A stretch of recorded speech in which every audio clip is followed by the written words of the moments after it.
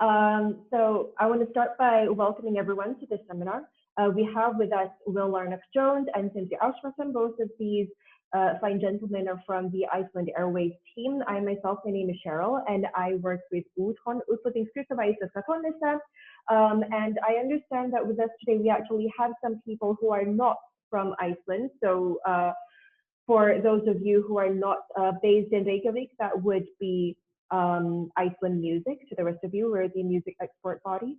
And we work very closely in collaboration with Iceland Airwaves. And I'm really hoping that for those of you who are not yet familiar with what we do, those of you from outside Iceland, this will be a really good opportunity for you to be introduced to the musical scene here in Iceland. I've been living now in Iceland for coming on to about 4 years, and I've been working with Iceland Music for the past 3 or so. Mostly worked with Iceland Airwaves, of course, and also a lot of projects dealing with music synchronization, climate change and music related activities, and all sorts of things really. So I'm very happy to talk to all of you, and I'm very happy that all of you are here to share this seminar with us today. Okay, who's next? Will, maybe? Hi, so I'm Will. I'm the managing director of Iceland Airwaves. I've been working on Airwaves. This is coming up for the 3rd year. We're a small team. I'm based in London most of the time, but travel to Iceland regularly when we're allowed to. And previously to Iceland Airwaves, I was working as a music manager for many years, and other than that, also as a publicist and as an A&R. So I have done a few different things in my time. But yeah, Airwaves is the full-time gig these days. Thank you.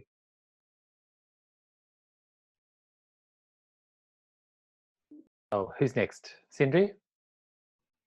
Yeah, I'll go next. So my name is Sindri, and I'm the program manager of Iceland Airwaves. I also work for the mother company Sena here in Iceland on promoting all kinds of gigs and also do corporate events. Before Iceland Airwaves, I worked as a manager for many great Icelandic musicians, and I've been in the industry since basically I was 16. So it's so I'm used to working with Úthon before. I went to Iceland Airwaves as a manager, and yeah, just really excited to share this with you guys today.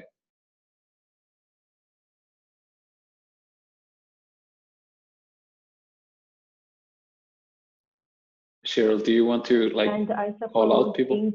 Yeah, I'll do that. Inga Persna is who I see next on my screen. Do you hear me now? Yes, my name is Inga, and I'm an artist, Icelandic artist, and I'm just like I'm joining the seminar to learn how to apply. All right. Thanks for that, Inga. Maybe Roar iPhone, is that low Roar? Yes, hello. I'm Roar, and I'm from Denmark. I run an indie label in Denmark with Danish and Faroese artists. And I'm a manager as well and a booking agent. I used to work at Spot Festival in Aarhus for a few years, which is kind of equivalent to Iceland Airwaves. So I'm just interested in hearing a bit more about your festival regarding some of my artists, where it might be relevant for them to go. Yes. All right, thanks very much. There's actually some of you who I can't see the names of. So I'm just going to go through the ones that are just appearing in my participant box. Maybe next is Heimir Bjarti. Yes, hello. I'm an artist. I live in Akureyri.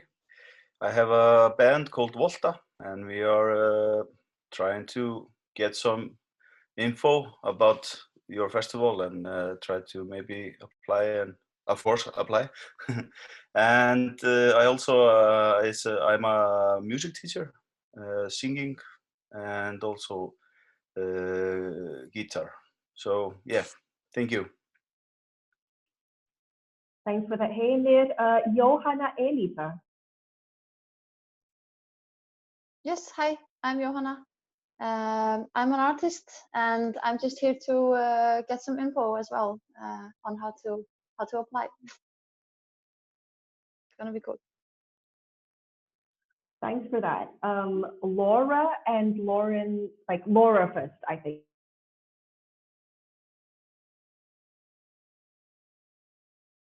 Laura, are you with us? You need to unmute your microphone if you're here.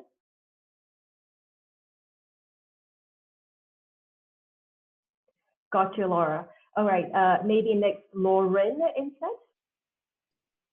Hi, yeah, I am an artist. I'm a lead singer of a band, and looking into this festival as it's one of the ones my government will give you grants to go and play.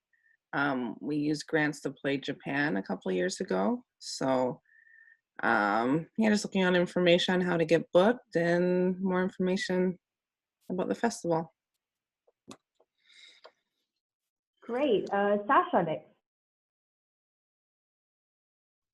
Hi, I'm Sasha. I'm a musician and producer from Munich, Germany, and I'm also interested in how to apply to Airwaves Festival and get a little bit more detailed infos about the festival, because I've been there for the last few years on Iceland Airwaves, and I really like the festival, and was always kind of a dream to play there eventually.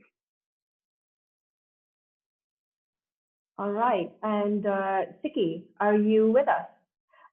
Would you like to introduce yourself, maybe turn on your video?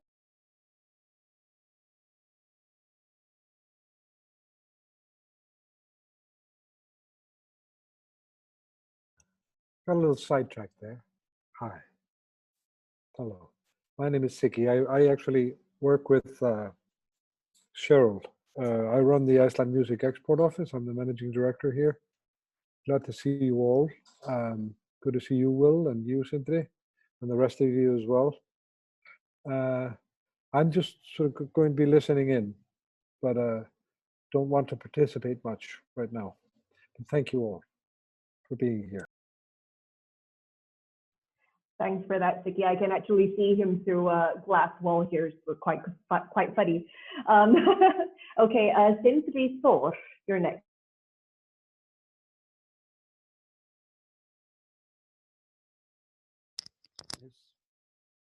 It seems like Sindri Thor has just dropped out, maybe connection issues possibly. Tumi is the last one on our list today.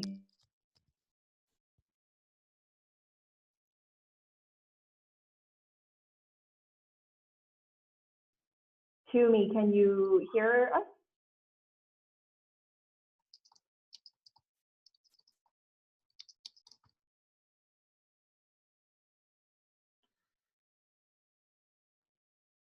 Well, maybe not Tumi, but maybe let's go back to Sindri Thor, since he's just showed up on my list of participants again. Sindri. Yeah, hi, can you guys hear me? Yeah. Great, hi. I'm Sindri. I'm a marketing director for a local theater called Tjarnabíó. Ah. I've sort of dabbled in the music industry for quite a few years. I've done stage management and technical production for or with Secret Solstice here in Iceland, South by Southwest in the States, and a festival called Fono in Denmark that I think is no longer running. Anyway, also dabbled in management a bit, want to do more, want to do better, so that's why I'm here.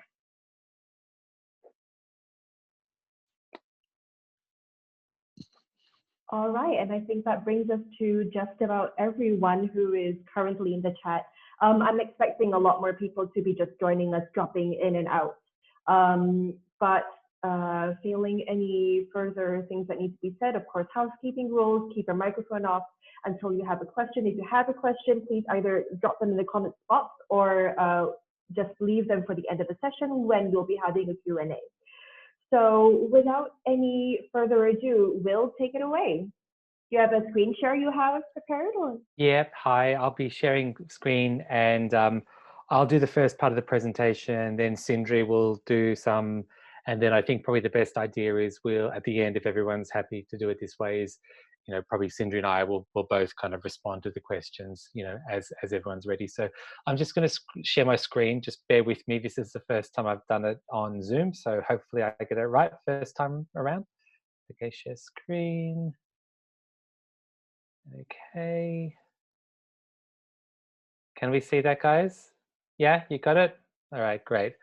Okay, so here we go. So this is going to be a little bit of an overview about Iceland Airwaves and our booking process, a bit of information about the festival, both kind of how it works and where we are at the moment, you know, in 2020, and I guess finally as well, we'll be talking about kind of some booking criteria we have, or things that we look at, and ultimately, you know, at the end, of course, any questions you have, we'll be really happy to discuss them with you. So I don't know how to make this pretty, but I'm just going to just click on the sides. So this is just a bit of an overview for you if you're not familiar with Iceland Airwaves, but this is some information about the festival. So the festival is kind of like the longest established music festival. It's been taking in Reykjavik since 1999 consecutively, and it's in that time, you know, it's gone on to become amazingly like a globally recognized music brand, which is something, of course, we're very proud of. We're only a small part of the legacy. The festival, of course, has been going for a long time, and through that time, it has championed many amazing Icelandic artists, as well as many emergent international artists who have often gone on to great success. Throughout the years, people like, you know, Ástmarsson and Kaleo and others performed very early in their careers, and subsequently, I guess through that experience, became more known about on an international level, and then on to kind of considerable international success, as well as, you know, many international bands to some good examples just from the last couple of years. People like Fontaines DC from Ireland, or Sigrid from Norway, or Tierra Whack or Orville Peck from Canada are all examples of artists that you know we put on the festival kind of very early in their careers, who have now, even in a relatively short space of time, have gone on to great success. So in 20 years, the festival has kind of become a really important part of the yearly cultural calendar to Iceland and to Reykjavik, for two reasons. You know, it lengthens the tourism season for Iceland a little bit, because it comes kind of at the beginning of winter and before Christmas. But then, of course, by nature, the way the festival is situated, it's a multi-venue festival, and it's downtown in Reykjavik too. So it also stimulates many small businesses kind of along the way. It's also, of course, inherently linked with Icelandic music. I mean, by the name itself, it's Iceland Airwaves, but also the majority of our bookings year on year are Icelandic, and it always will be. On top of that, though, it has a great reputation for new music. So the festival mainly focuses on new and emergent talent, both from Iceland and from overseas. And then I guess about Airwaves on kind of the business side, we're a festival as well that kind of tries to work with our partners like Uton and others to bridge the gap between music and business too. So some other festivals, you know, it might be as clean cut as, you know, band performs on stage, audience watches band, the end. You know, ours is a little bit more layered, as well as having a lot of international, you know, fans and bands in attendance. We also have a lot of music industry, not just from Iceland, but from other countries as well. And just in terms of kind of scale and perspective, you know, the festival's had well over 800,000 pieces of coverage in the last 3 years online, not including print, radio, or other things.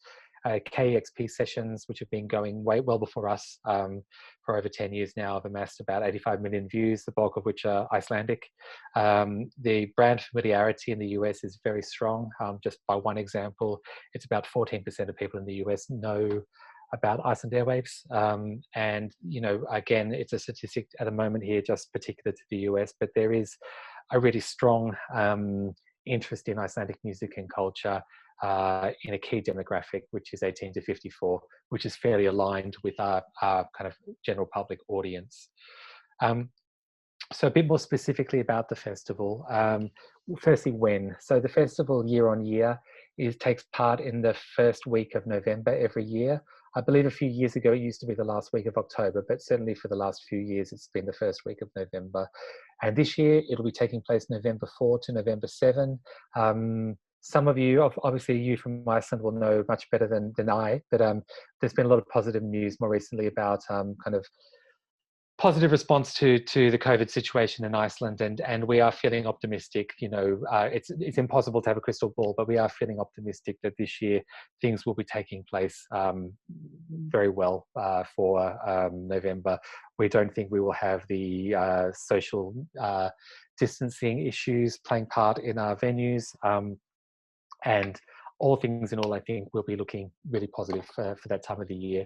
So on the Wednesdays, just so you have a bit of insight as well, on Wednesdays we book mainly almost exclusively Icelandic bands, and then Thursday to Saturday it's a combination of Icelandic and international bands. The main reasons for these being probably from a logistic standpoint for us, it makes more sense for the incoming international bands to be bunched closer together, but also from the Icelandic bands, because proportionally we have many more Icelandic bands than international bands. We're going to need to find more places for them across the week too. So where does it take place? It takes place in downtown Reykjavik. If you've been to Reykjavik before, you'll know that the downtown area, you know, essentially 101, it's not a huge area walking side to side. It's probably, you know, 1 to 1.5 kilometers. And it's a multi-venue festival. So we work with all sorts of different venues, from traditional kind of concert venues like pubs and rock venues through to reappropriating other spaces like art museums, and then other things like churches as well. The reasons for these is they give us a variation on capacities, a variation kind of on acoustics, a variation on production values, I guess, in different spaces too. And also, I guess it also helps us kind of shape themes and feelings for our programming as well. For a good example would be somewhere like Frikirkjan, which is the church to the near the lake in Reykjavik.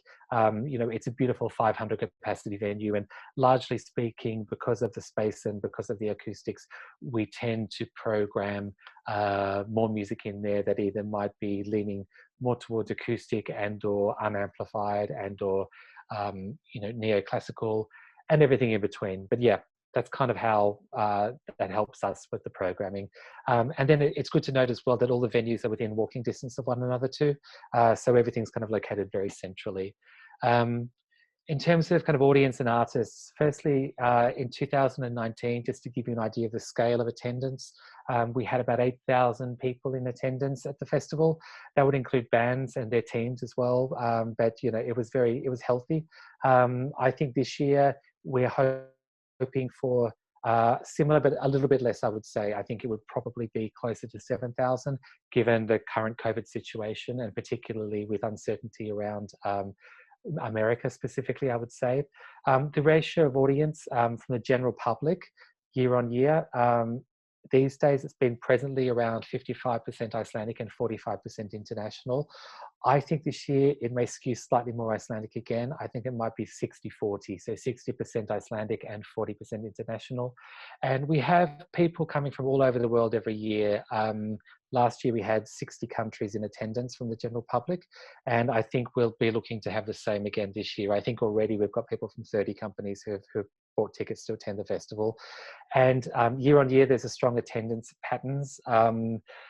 We always have a lot of people from the US. That's the biggest market outside of Iceland. The UK, the German-speaking countries, Germany, Switzerland, and Austria, and of course the Nordics. I think this year we've already seen a trend, and it's been something that's been reiterated by Íslandsstofa, who promote Iceland, and also by other tourism bodies in Iceland. That we've seen a trend, and I think we'll have probably maybe less attendees from the US this year, but we'll definitely have more attendance from the German-speaking countries, the Netherlands, and the Nordics. And then in regards to artists, we work, as I said before, with a combination of local and international acts. The ratio changes from year to year, but I think this year the ratio will be approximately 70% Icelandic artists and 30% international artists. It's not a rule that's set in stone. Some bands, obviously we often find things late or things change, so we can shift a little bit. But in terms of kind of the programming, if you haven't attended the festival before, or if you're wondering kind of what genres we look at, we're fairly genre agnostic, both from the Icelandic and the international side, meaning that the festival has always been fairly left-leaning. I guess it began, it has its strong roots in kind of Indian alternative music, but we do feature, everything from pop to metal to rock to hip hop to classical and neoclassical to electronic and dance. So it is very broad. And that's something that we take a lot of pride in, and we want to continue to maintain. And then in the last year, I think we had artists from over 24 countries performing. The artists change year on year, depending upon, of course, who has applied but I know we had bands from as far away as Japan, Australia and New Zealand last year. We had people from the Ukraine and Poland, and of course we always have a very strong attendance of artists or incoming artists from the Nordics. That seems to be something that kind of is something that we see every year. And of course the Icelandic artists, it's important to say as well, there is a very strong presence, of course, from artists from Reykjavik, but we often have artists from the rest of Iceland as well, and that's always something we're very keen on seeing too. I think it's good as well because it's a showcase festival, and because you're asking about as part of what we're looking for artists. There is a really important industry and media component to the festival too. So each year the industry comes from all around the world to attend Iceland Airwaves. A number of reasons for that. We are obviously a showcase festival, but also secondly, geographically, the festival is really convenient. Reykjavik is a fantastic location. It's kind of halfway between the US and mainland Europe, so that kind of positions the festival quite uniquely. Every year we work with a really good collaboration with Utan, so Iceland Music, and other partners, including Reykjavik Music City and Steph, about sharing information and trying to pool energies to see who we can invite to attend the festival, but also encourage to attend too. So in the mix, there could be anybody coming year on year, from music supervisors, festival programmers, talent bookers, agents, managers, publishers, record labels, DSPs. So DSPs are digital service providers. I think last year, for example, Spotify had 50 people come to the festival. And then brands, we've seen brands come every year as well. So last year, Netflix was in attendance, is a good example. And then there is a lot of media all over the world in attendance. I think in terms of titles, last year we paid to bring in about, I think, 25 titles to attend the festival. And that was largely from Europe and from North America. And then I would say on top of that, there's at least another 25 titles that are coming in kind of their own volition to the festival too. So there's a really kind of strong and diverse presence of media in attendance at the festival each year. And they are coming, of course, to experience the festival, but also very much to see new music. Titles kind of that come consistently, just to give you some perspective, from the US, we have had the likes of kind of Rolling Stone, Stereo Gum, Paper, those kind of titles, Brooklyn Vegan for many years. From the UK, it's varied year on year, but last year we had NME. Of course, it's of course worth mentioning that we have very strong media coverage in Iceland as well. It's very important. We have all the dailies there, the broadsheets, Grapevine we have a very good relationship with, as well as Rastfur and RÚV as well, so TV and radio. And then Iceland naturally, a long time, more than 10 years ago, set up these fantastic relationships with KEXP and The Current. So they are two US radio stations, if you're not familiar with them. And I think since they've been on board and we've seen the internet really blow up, their live sessions have had an amazing life and been an amazing platform for Icelandic musicians and international musicians performing in Iceland, but for the rest of the world. As I mentioned earlier, those kind of sessions have now gone on to enjoy kind of 85 million combined views. So that's a bit of an overview of the festival. I'm going to hand over to Sindri. I'll control the slides. Sindri, you just tell me when to click. So Sindri is going to talk a little bit more about our booking process. We've tried to kind of like, there's a lot of different bits to it, but we've tried to kind of give you an idea of how the system works, so you can kind of have some transparency as to how we work. So Sindri, I'll mute and you how do I do this? I'll be very quiet and you just tell me when to change the slides. Okay, great, thank you. So if we can get the first slide up. So about the booking team, we're a strong team of 3, and everyone with different experience in the music industry. Both me and Will have both been music managers before, and we kind of have done a lot of different things in the past, so that's really diverse. We go personally over every single application, both Icelandic and international. And after each application, we use a color code to determine if it's a no, or if it's a maybe, if it's a need to listen again, or simply approved. And then we go over them, again and again until we have a good list. So next slide. Yep. Mm-hmm. There are no hard and fast rules. We try to look at each artist's strength, and of course, we also trust our gut and feeling. We aim for a balanced mix of the acts, and sometimes we find that something great, but we just have to face the fact that we have too much similar booked already in the same genre. So that's sometimes heartbreaking for us. Next slide. We then access the other materials put forward, look within the context of other bands, and continue to shortlist and finesse. Our shortlist lives on year to year, so a lot of bands that might not get booked or make it this year, we follow them. We follow them on socials until next year, and maybe if they apply again, we see how they've grown, what they've done in the meantime, and oftentimes, the bands that get on our radar, bands that are getting on our radar maybe in 2018 are ready to play in 2020. So yeah. And next slide. Question we ask, will the artist show be well attended? And let me just say that that after being on both sides, it's really important to us that the show gets well attended.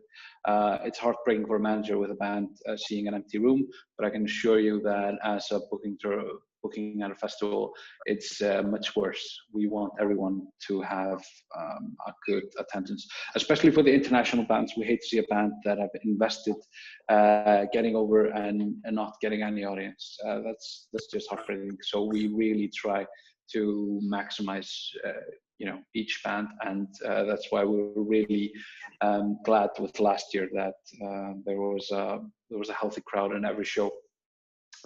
We also ask, will there potentially be interest from the media and industry? This is important to us for sure, because we want bands to succeed. The best way to sell a showcase festival is with success stories, and we have many of those, so that's really good. And we also ask ourselves if the band will benefit directly from the experience, either if it's getting new fans, getting media attention, or even a label deal, or any addition to their team. Next slide.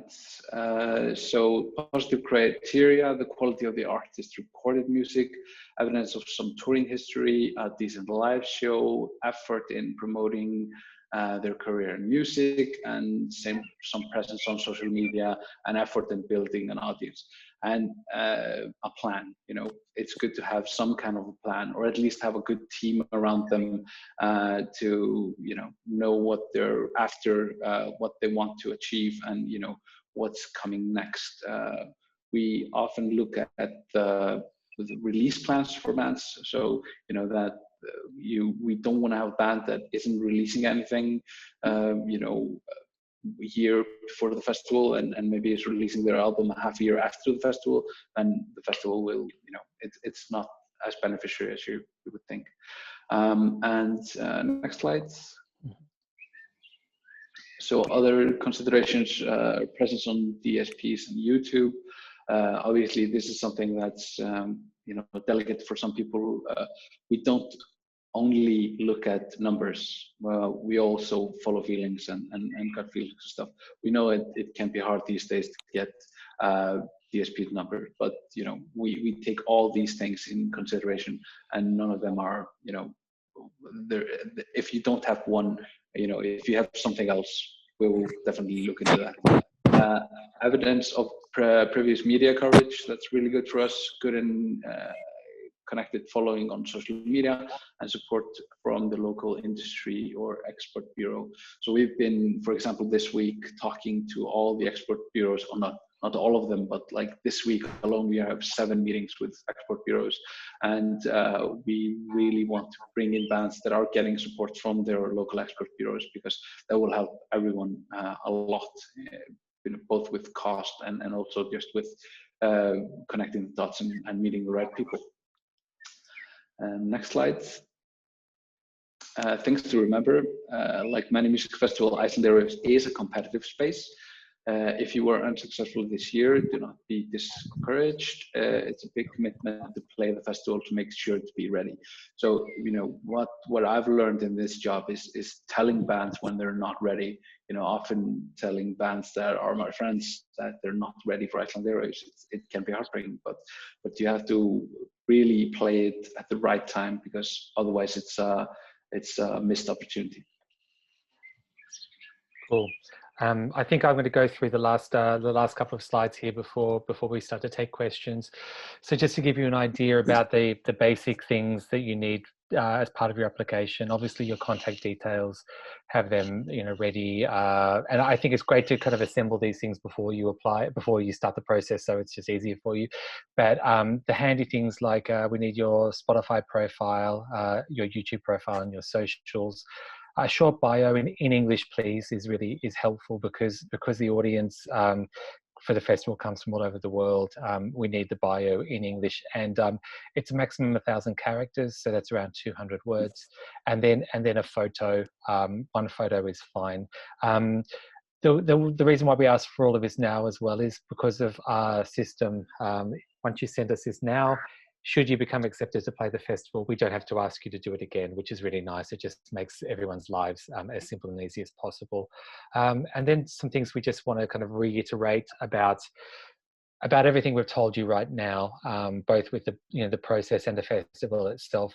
You know, we really have to try and aim for a balanced mix of artists and genres across the festival.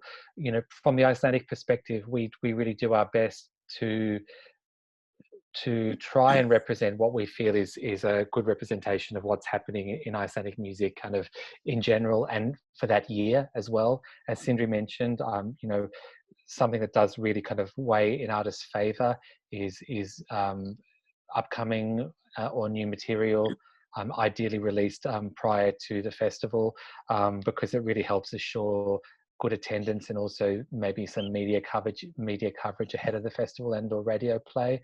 And for international artists as well, kind of recorded material and some strategy and campaigns also makes sense too, because we ask the same questions of our international artists coming to play. A lot of people, of course, want to play, and we'd love to have as many as we can, but we have to make kind of quite thoughtful considerations as to the people's readiness. And ultimately as well, you know, we have thoughts and feelings about, you know, who we program and why. It is a combination of meeting a lot of criteria, and also, you know, sometimes things we just react very strongly to the music because we really like it, you know. But ultimately, you know, the whole reason why we put the lineup together the way we do is we firstly, you know, are very committed to supporting and working with our partners like Uton to have a good representation of Icelandic music, but we also want to be sure it's one that the audiences want to see as well. And I think it's important as well. We want to just reiterate too that this is something, you know, we do spend a lot of time on. It's a complex process, and it takes substantial time and planning to put together, not just selecting the artist, but then you know, working out where that artist might best play, in what order, with whom, and how that might then work for the audience to ensure that there's good kind of crowd flow throughout the festival, and the experience both for the audience and the artist is the best it can be. And then finally, just in terms of applications, when you go to the Iceland Airwaves website, on the top right-hand side, there's a tab called Get Involved. And from there, you'll see for Icelandic acts, there's a link to apply.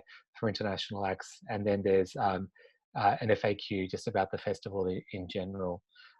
So that's kind of like, yeah, just our general picture of the festival. I'm going to see if I can stop sharing my screen now. There we go. And I'm going to say, Cheryl, in terms of questions, what do we do now? Do you want to, I just need to see, do people want to type them in the sidebar here? Maybe I'll just start with some of the questions that we collected actually from some of the participants prior to getting this meeting.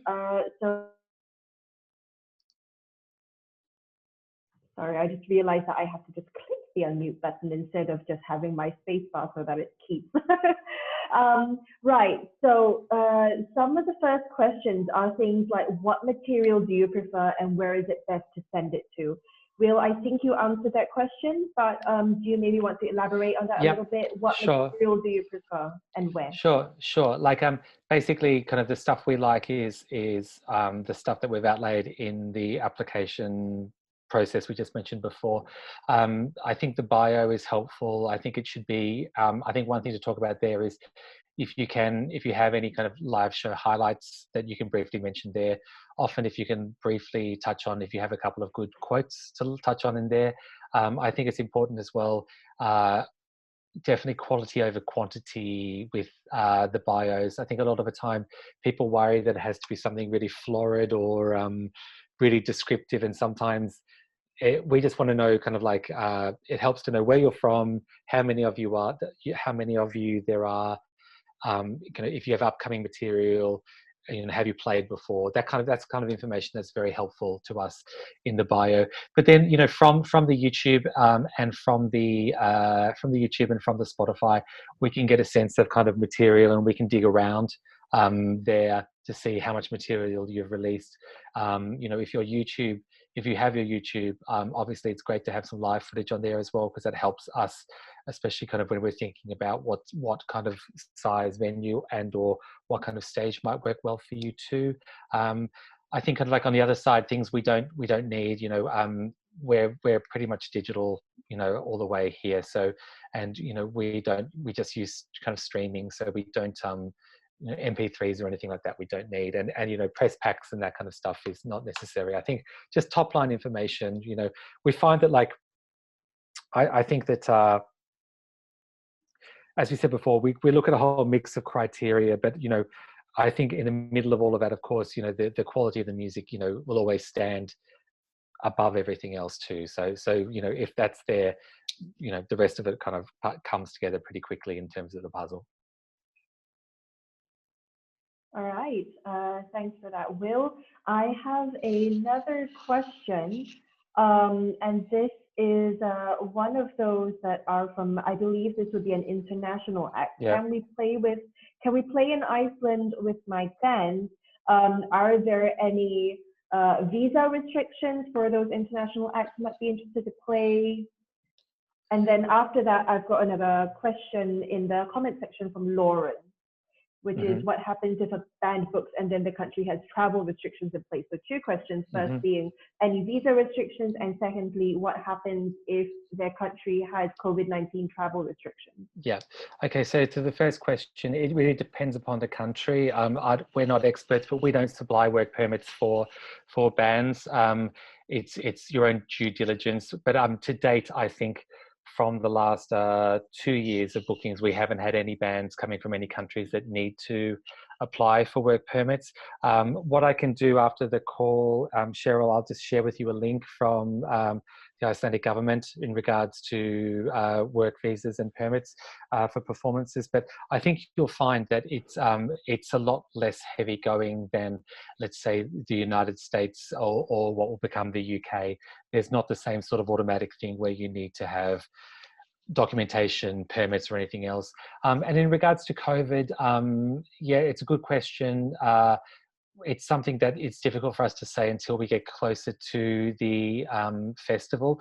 But to give everybody a broader perspective, as we know, June 15, Iceland is effectively, opening for business again. We expect that come September, that we will see a return to normalcy in regards to attendance at live venues. What we will do in terms of festivals for normal ticket goers, so for people attending the festival, is in the unlikely event that we have to cancel Iceland Airwaves, there would be an automatic refund. Number two, in the unlikely event that we had to reschedule Iceland Airwaves to later dates, you would have a 2-week window either to decide to get a refund or to go with the new dates. And then number three, in the instance of you being unable to travel, if your country has undergone different restrictions about not being able to travel to Iceland, then it's a case-by-case basis. So it would just be contacting us.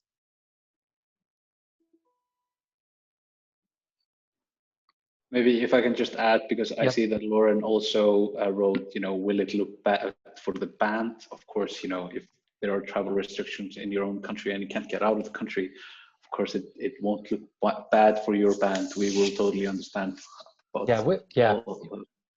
Agreed. We've had things like last year, even we had showcase bands coming from other countries. We had, one band couldn't make it because they were sick. Another band had, a motorcycle accident.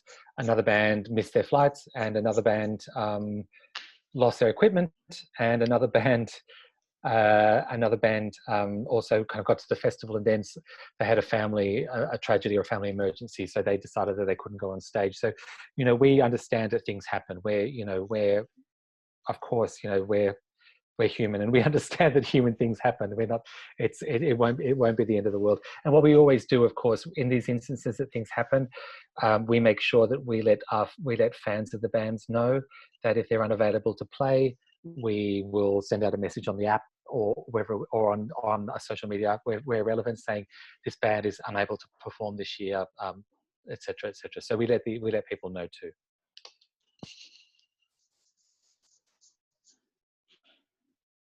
Will, do you want to take the next question from Roar? Oh yes, sorry. I need to look at where the question tab is. I'm such a Luddite here. So do you want to read it out to me, Cheryl? Down below in chat. It's down below in chat. Roar asks, is there a forum at the festival where music business people can meet up for seminars, pitching sessions for music supervisors or media people, etc.? I think in this instance he's asking about Airwaves Pro. Yeah, that's a great question, Roy. Yeah, and there is elements of this for sure. So Iceland Airwaves, we have basically, for many years, Uton has been hosting a lot of different kind of activities around Iceland Airwaves, primarily for Icelandic artists. And then last year we worked with Uton and Stefan Reykjavik Music City to slightly expand this conceptually a little bit, to try and encourage more B2B activity at Iceland Airwaves, meaning that we would kind of structure an event that would run during the festival that would allow people to connect a little bit more. So to give you a brief rundown of last year's Airwaves Pro, it was kind of similar to previous years, but we worked together to bring in kind of more keynote speakers, more panelists. We also had subsequently as well, because it was more outward facing, many more attendees as well from other markets coming to learn about Icelandic music and the festival. And it meant that there's definitely really, really great business to be done. If we break it down as well, within that time there were mixers. There were also kind of events held in conjunction with us externally. So like AWOL had a night at the British Embassy. And then for the Icelandic artists, there is a program too of speed dating and networking sessions, which is specifically done by Uton for the Icelanders alone. But what you'll find as well is if you join Airwaves Pro 2, you have access to a delegate database too, which then allows visibility for you to see everybody that is attending the festival from the industry perspective and what wants to meet up.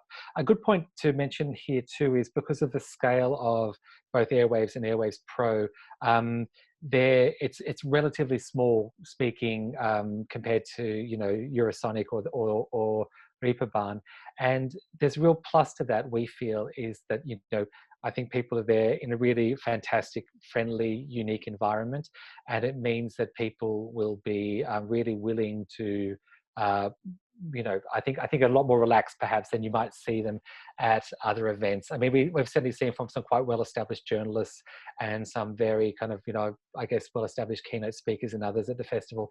They seem very relaxed and very open to speaking to people as much as possible. So I would, encourage, definitely have a look at that side of things too. It's definitely, I think, worth doing. I can see a note here from Lauren asking about the high admin fee for the international bands. High for the international bands. Okay, so Lauren, like in regards to this, I actually saw this message yesterday, and yeah, I looked at some other fees just contextually. I know the current fee for South by is $55 for their admin, and also for another kind of comparative one in Australia, Big Sound. I think it's around 70 Australian dollars. I think it's important to reiterate, without going into too much detail, how seriously we take the process in terms of looking at the bands. We really look and seriously consider every artist and review all their material and discuss properly before making any decisions. I think too that it might be cheaper with some other showcase ones, but also that you may find that perhaps they don't give you quite the same consideration band on band individually. Without going into too much detail again as well, although showcase bands come and give their time and they play, come and they have to make it all happen to play, and we really respect and are thankful for that as well. In terms of deliverables from a practical perspective of the festival, it costs a substantial amount just to put a band on stage. I think that people forget that the ongoing costs hour on hour, not just marketing and selling a festival or staffing it, but that stage for the hour, the backline for the hour, the technical crew for the hour, and the security for the hour. In a country like Iceland, where it's heavily unionized and costs at a premium, every minute of the festival costs a lot of money. So I would hope in kind of the scale of things from a fee perspective, I know it is an investment, but also that we hope that, in return, the outcome for you will be worthwhile if you are selected to play. I think probably finally it is worth saying as well that Sindri did mention, and this is very true, that once a band is on our radar through showcasing. I hope you can't hear, there's a baby that's screaming so loudly next door. I'm in isolation in London, and I don't know what I did in a former life, but there's a teething baby on that side and a tantrum holding 5-year-old on the other side, and it is driving me crazy. But yeah, basically, we do look at bands year on year, and there have definitely been instances of a band where we haven't been able to host them one year, but we have before the following. I think too that I would like to think as well, if you think you're worth applying, if you're worth the money applying for, then where you're worth considering. So just wondering if we have any other questions here. Oh yeah, you got a baby too. I'm sure your baby's much better behaved than the babies around here. If anyone has any questions, please just pop them into the comments box. If not, I'm just going to keep picking questions from these questions that we got before. One of these next questions that I have is, do you accept debut albums? And alongside, I guess, related to this question is, what are the possibilities for little known artists hoping to get into Airwaves? So newer artists, I think. Yep, I think newer artists is really good. I think as well that, something we're trying to do with Airwaves, particularly for this year, is I think perhaps from the perspective of Icelandic artists, a lot of new artists might look or think, gosh, that band's played again and again and again and again and again at Airwaves, and when's our chance? And I think that we recognize that too. We have to find a balance, of course, between, I guess, having some names that people are familiar with in order to kind of sell tickets and keep generating the festival. But at the same time, this year we definitely have newer artists on our radar for sure. I think debut albums are fine as well. Last year, in fact, we did in fact host many kind of artists for their first Airwaves. I think kind of year on year, in fact, at least 25 bands last 2 years have played Airwaves for the first time, but I think it will possibly be more this year. And again, I think if it's a debut album, if there is material we can hear before, that definitely helps. I think it's a struggle without that. And I see a note from Inga. I do think you can, of course, apply up to up until July 31st, of course. But yeah, I think if you are happy to apply sooner rather than later, it doesn't do any harm, because we're always looking at the applications as they come through. We're not necessarily making decisions on them, but ultimately we need to have a puzzle to put together. So I don't think that there's any harm in putting the application through sooner if you can and you feel inclined. That said, of course, we will, of course, look at every application up until the final date. Yeah, I think of course, the longer we can sit with music, the longer that we can sit with the material, it can only be it cannot be a bad thing.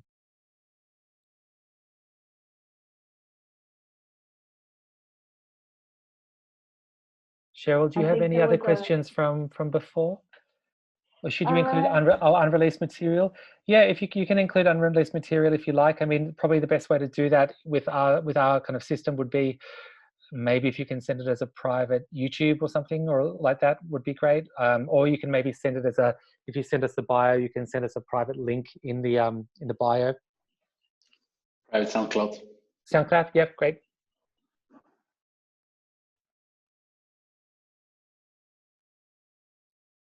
Are there any further questions coming from anyone else who's in this chat? Again, please just drop them in the comments.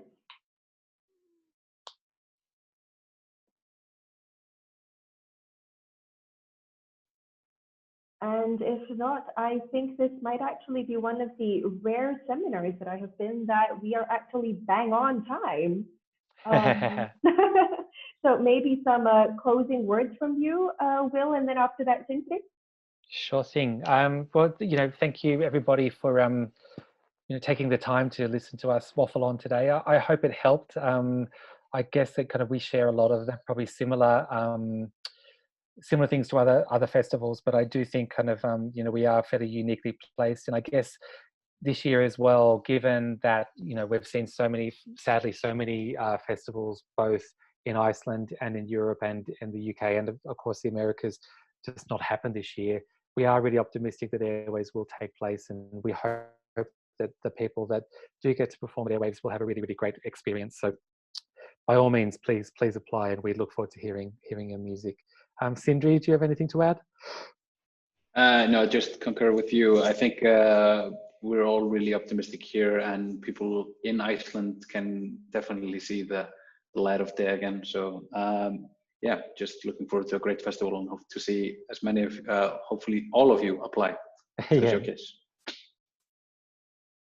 And just to say, of course, thank you to Cheryl and Uton for hosting this event. And of course, we're really happy to always speak to people if they have questions or anything else.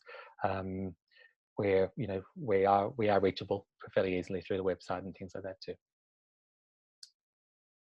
Do you have a specific email address that you would prefer questions to be directed to, Will? No, just through the website's fantastic. They always come to me, so that's fine. And also, I forgot to mention, Cheryl, what I'll do after this call is I'll share this presentation as a PDF just so you have it. And then if anyone wants a copy of it, just to kind of look over and think about, very happy for them to have that. So I'll send that over to you after the call. All right, sounds really good. And Will, I know you wanted to do a follow-up seminar. So everyone else who is in this chat, just keep your eyes peeled on that. The details for that, when it's decided, will be posted on all of our social channels, just the same way as you received information about this one. So just keep your eyes peeled for all the next in the series of our educating musicians and just learning more about music and more about showcase festivals and all sorts of wonderful, wonderful things like that. So again, I just want to thank everyone for coming and taking time out of your day to be a part of this meeting. And again, if you have any questions at all, please don't hesitate to reach out to either of us, Will through the Iceland Airwaves website, and us at Uton through hello@icelandmusic.is.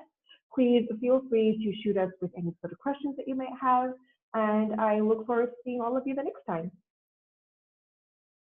Thanks, everybody. That was great. Thank you so much.